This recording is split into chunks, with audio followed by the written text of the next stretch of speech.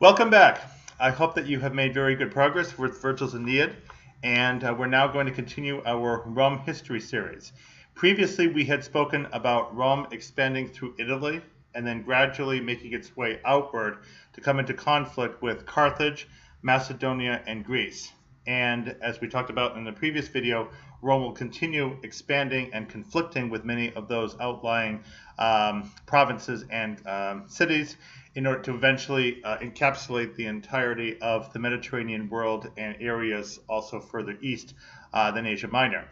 Now, because Rome had expanded so quickly, we talked about it in the last video about the latifundium, Rome began to run into difficulties during the Republic, and you notice now that we've switched to late Republic for our time period, beginning in 133 BC, going down eventually to 31 BC, the Battle of Actium. In this period, the Roman Republic comes into a very serious series of crises, although it is appropriate to speak of that last century of the Republic as a single ongoing crisis as well. So for simplicity's sake, I will use that. But in fact, the Roman Republic went from being relatively healthy to maybe expanding and pushing its envelope somewhat further than it should have, to going through a meltdown phase. And so this video takes us into the introduction of the meltdown phase. It's important to realize, like with any kind of political meltdown, it didn't happen overnight. Just like they say, Rome was not built in a day. The Roman Republic was also not built in a day, or taken down in a day. The point is that the Roman Republic went through a series of convulsive steps of trying to grapple with its new reality, and in the end, failing.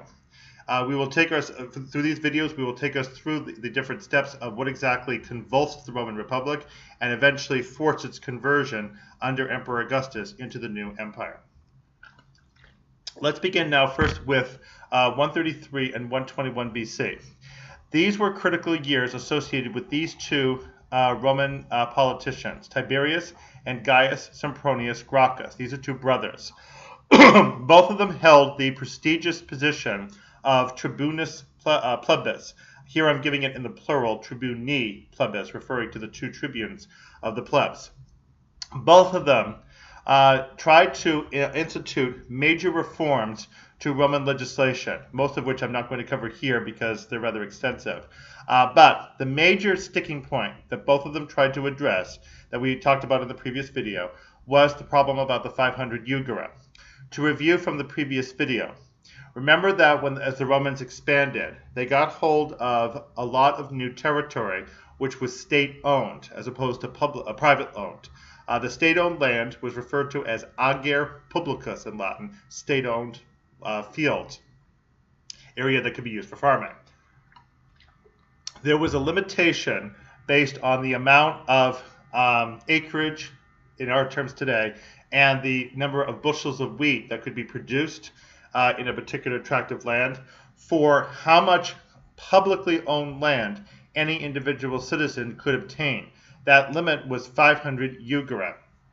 There was old legislation on the books that made this limitation a fixed one for how much publicly owned land what somebody could obtain before obviously overstepping that limit and thereby potentially imbalancing the state of affairs between patricians, wealthy plebeians, and poor plebeians. Of course, in the time that this legislation would have been put in place, quite a few years ago, there probably would have been only patricians and plebeians, because that equites class, the knights, was a relatively recent concept even at this stage. However, the wealth versus poor division remained constant all throughout, and therefore the 500 Jugera limit was supposed to prevent someone from acquiring too much wealth, but this piece of legislation had been neglected.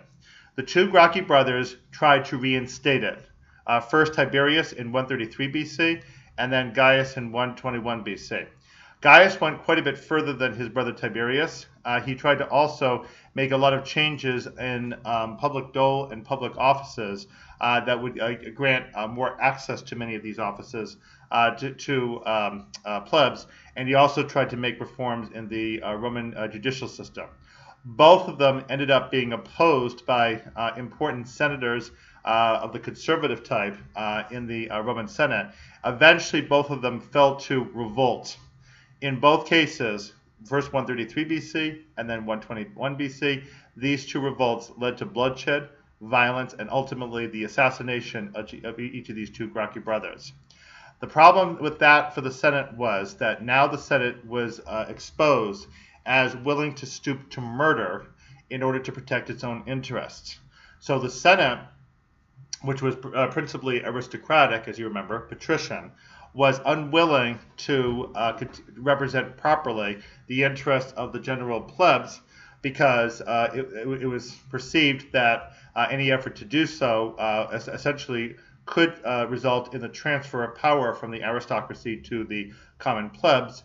And so the conservatives in the Senate tried to lock onto that power as much as possible and to try to ensure that plebeians wouldn't get hold of any of that power. So it did not work out well because once the Senate could be seen as being involved in any kind of assassination, this was the first step for the Senate losing its influence over Rome and for private citizens such as Pompey the Great, Julius Caesar to come to power and eventually overshadow the Senate permanently, as it turns out, in the amount of military force and political stature one could achieve above and beyond what was constitutional and above and beyond what, in fact, should have been permitted with the senatorial arrangement. All right, so that's the first step toward the fall of the Republic is the stepping up of these two tribunes of the plebs to try to represent plebeian interests in the face of the aristocracy by putting this piece of legislation, limiting the amount of wealth one could obtain through land, back on the books, and having those efforts met with the knife. Okay, so from there we will proceed to, in our next video to the next stage in how things gradually went wrong with the Senate and the Roman Republic. See you next video.